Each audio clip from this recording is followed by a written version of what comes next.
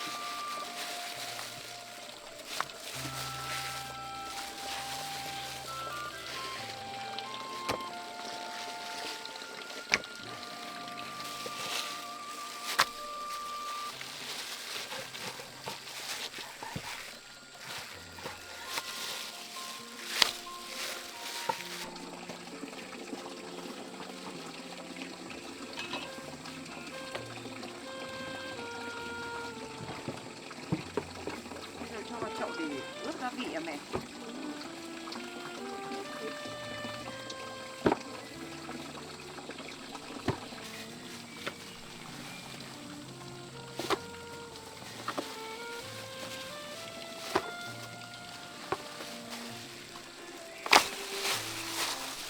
Bây giờ là cho muối hả mẹ? Vâng.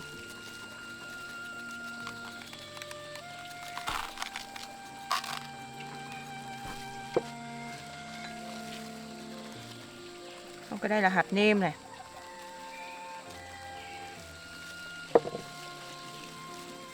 Bột ngọt.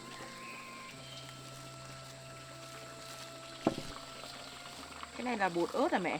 Vâng.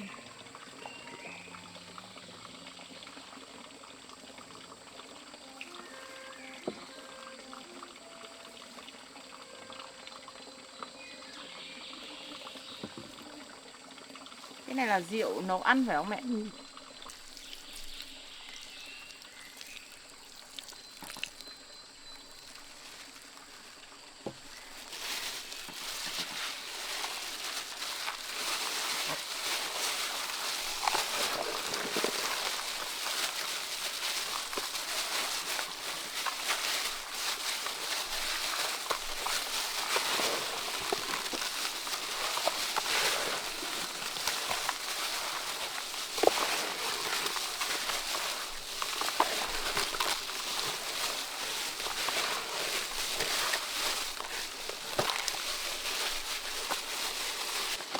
Ngày trước con thấy anh Khang hay làm cái thịt treo này bảo quản được lâu và thịt ngon lắm mẹ nhở? Vâng. Không làm thế mà. Hôm nay mẹ dạy cách con ướp thịt này để treo lên để bảo quản ấy, làm thức ăn dự trữ ấy. Xem là có ngon như anh Khang làm không mẹ nhá? Vâng.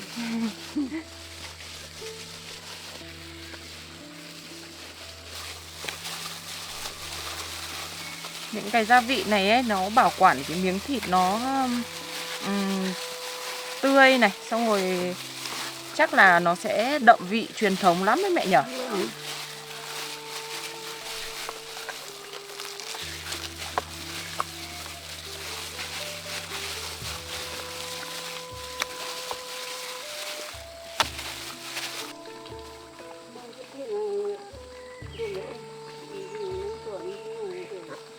Thế là bây giờ phải chờ thời gian nó ngấm phải không mẹ? Ướp đây chờ thì là nó ngấm. xong rồi mới treo lên à mẹ? Ừ. Treo lên. Rồi thế để con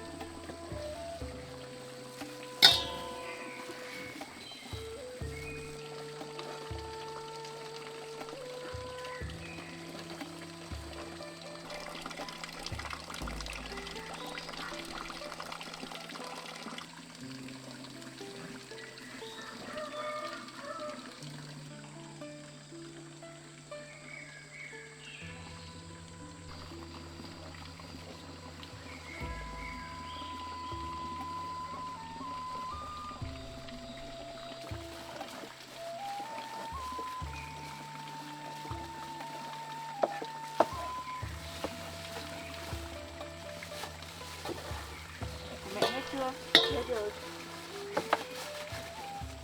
Trộn luôn gia vị nhé mẹ nhé. Ừ.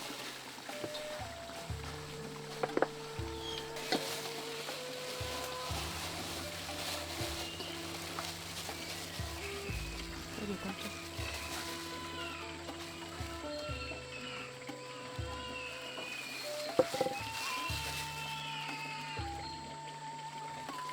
Thế mẹ trộn đều cái đấy cho con nhé. Ừ.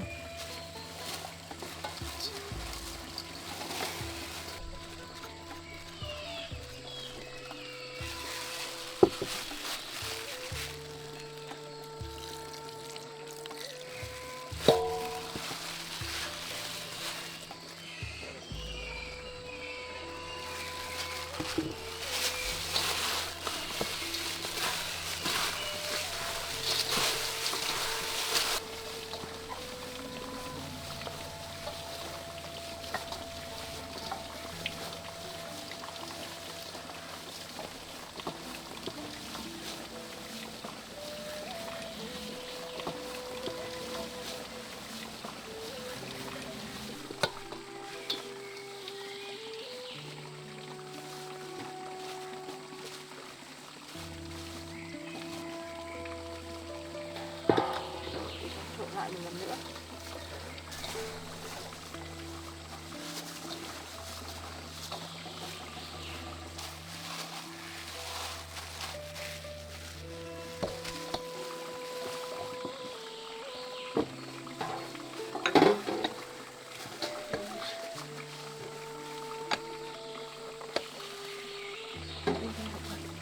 Để con cho hai con.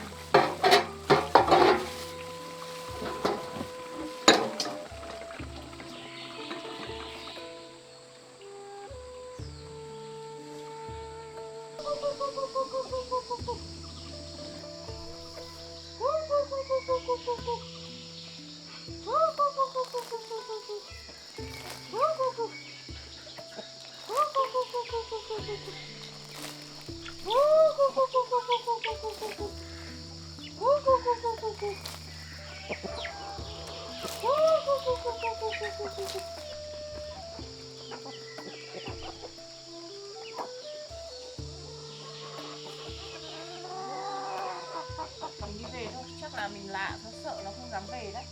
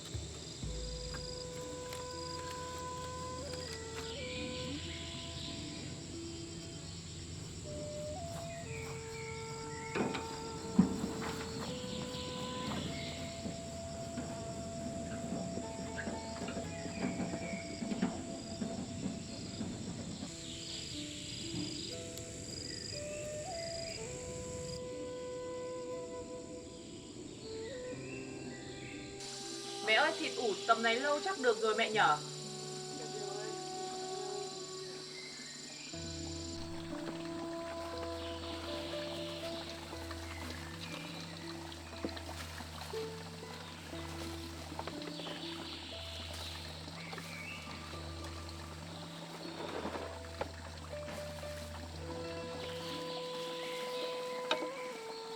Giờ là lấy lòng này, rửa sạch rồi sẽ nhồi cái này vào đúng không mẹ?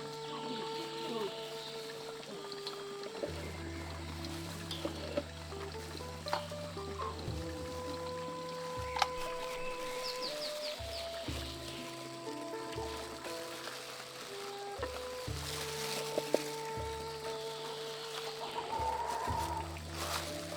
Mẹ đút cái này vào hộp không?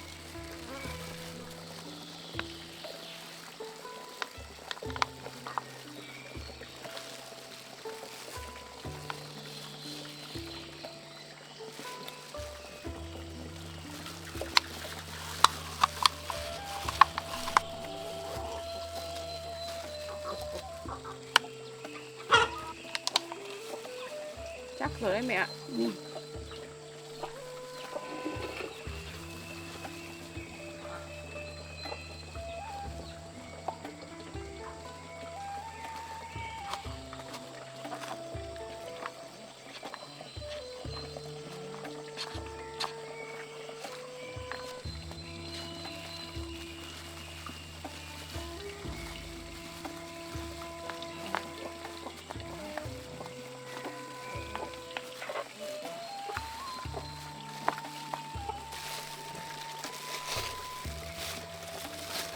Mẹ ơi, nó bị xoắn chỗ này này.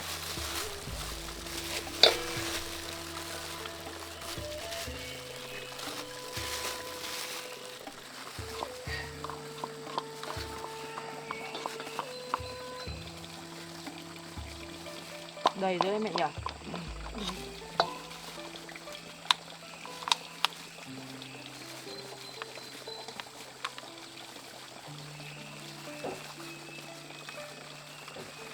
Cầm ở đây để cho con được.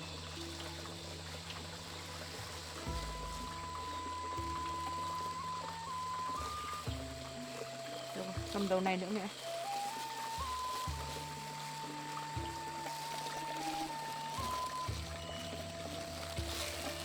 Ngại thì rườn, có cẩn thận được rồi đấy.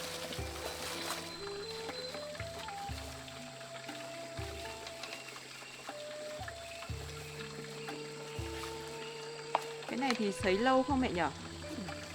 Thế là Khoảng mấy ngày thì nó khô mẹ? 2-3 ngày.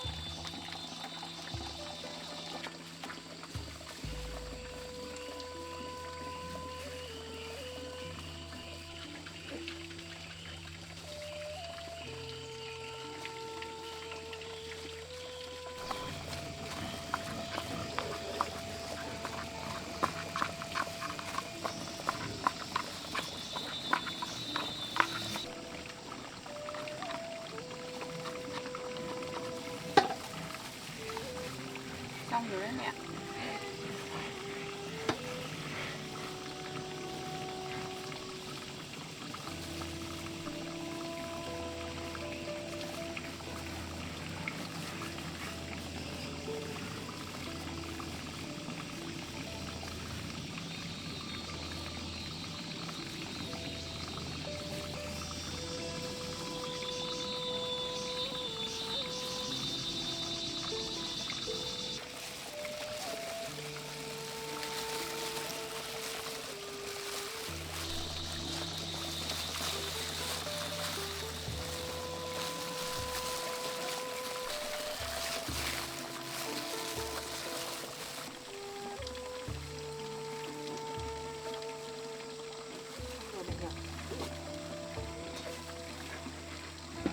Mang đi sấy cho mẹ nhá.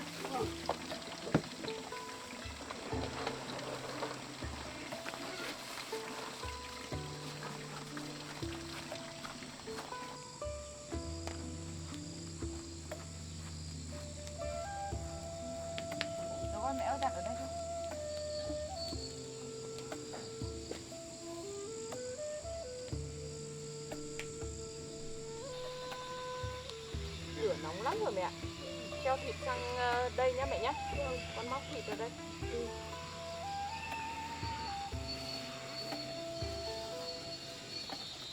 Mẹ đứng lên bên trên này.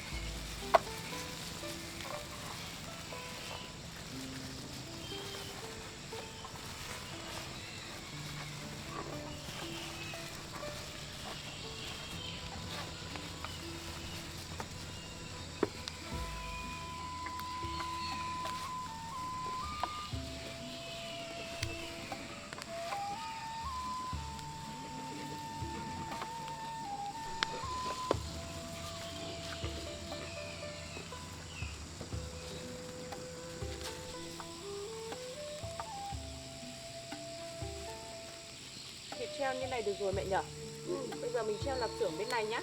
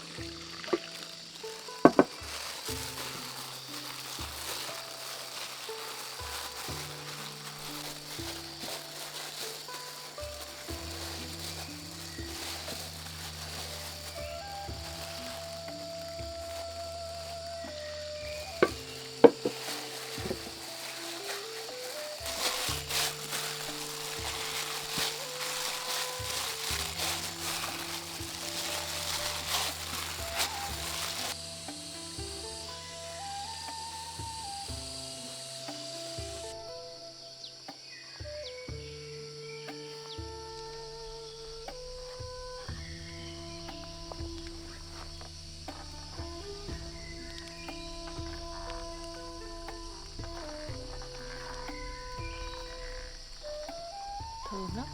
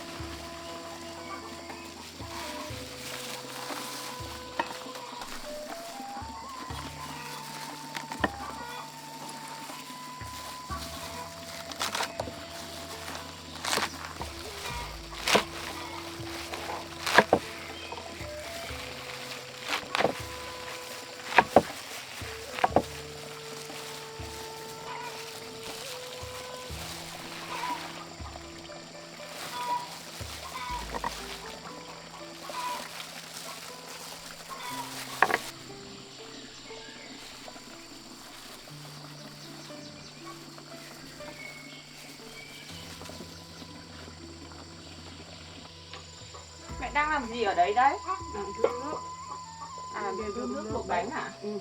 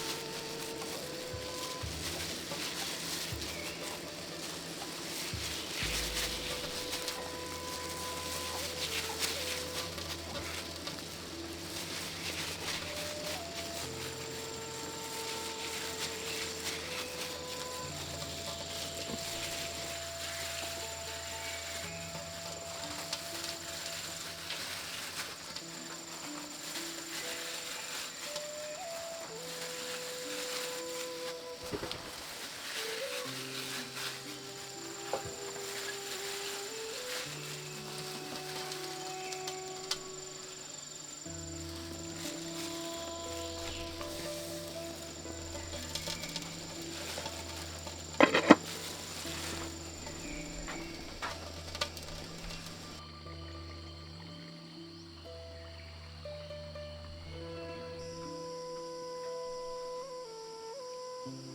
khô nhiều rồi đấy mẹ nhở? Vâng, khô nhà rồi. Để con lấy một ít về để nấu ăn nhá. Vâng.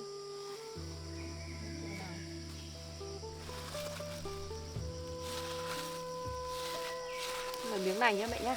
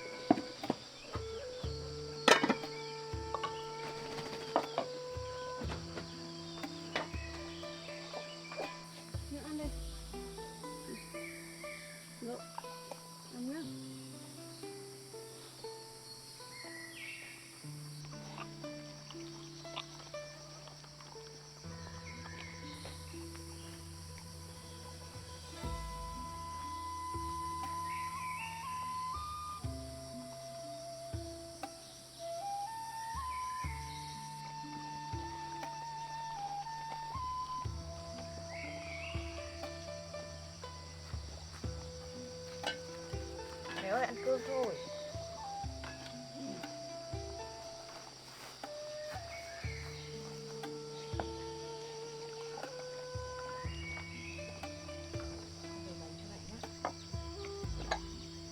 Mẹ cho Miu với gấu ăn rồi à? Vâng. Gấu đi gấu ăn.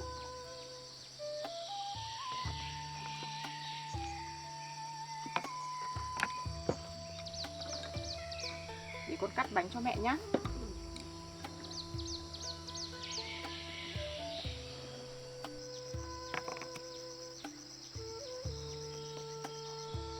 Bánh ngon này mẹ phải ăn 2-3 cái vào nhá. Phải ăn hết 3 cái. Mẹ ơi cắt được rồi, mẹ ăn đi. Con có ăn đi. Vâng, con mời mẹ.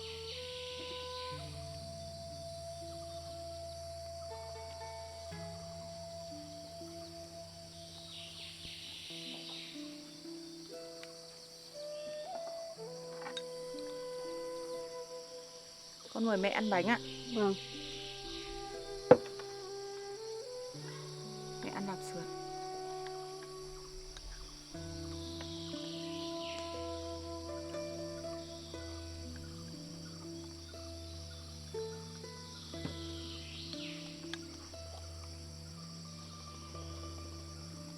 Bánh này ngon mẹ nhở? Vâng, ngon lắm.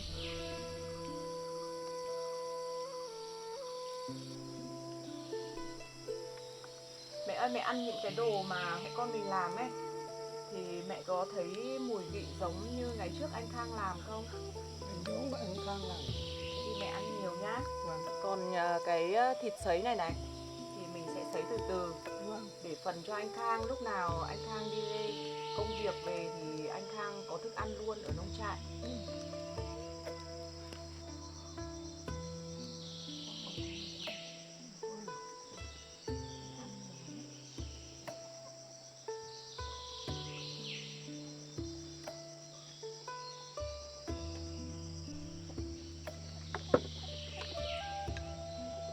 Anh Khang cũng đi được mấy ngày rồi mẹ nhở? Vâng, đi được mấy ngày. Cũng mong là chuyến đi này công việc của anh cũng sẽ được thuận lợi Vâng. để sớm trở về nông trại. Ừ. Vâng. Mẹ ăn nữa đi. Vâng. Mẹ ăn nhiều nhá. Con có ăn đi. Những đồ ăn này ngon thật mẹ ạ. Ngon chứ. Con lần đầu tiên được làm, cũng lần đầu tiên được thưởng thức những cái hương vị như này đấy mẹ ạ. Ừ. Ngon bằng anh Khang làm đấy. Vâng. Công thức mẹ dạy cho con hết đấy.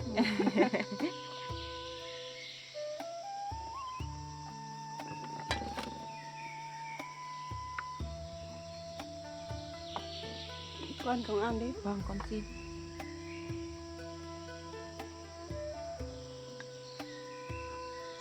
Đây mẹ ơi, để con lấy thêm cho mẹ một cái bánh nữa này.